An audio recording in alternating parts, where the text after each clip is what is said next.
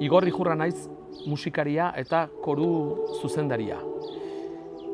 Nik zorionez natura artean eta kultura artean bizi izan dut nire bizia. Herri oso musikalean jaio nintzen, non nahi zegoen musika, etxean, parrokian, ikastolan, kaletan, tabernetan, eta dantzak eta ohiturak eta erritoak.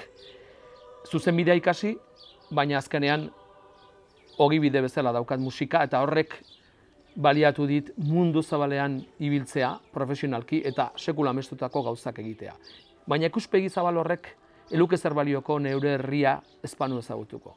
Musika, dantzak, tradizioak, hizkuntzak norgeran erakusten digute eta haiek nortasuna ematen digute. Eta bereziki gizartean elkarrekin egiten diren musika korala, dantzak.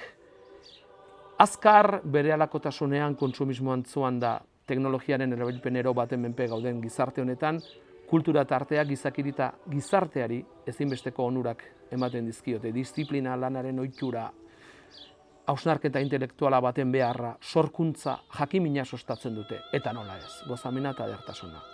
Horregatik nire ustez gaurko gizarteak lau ardatz jarraitu behar ditu.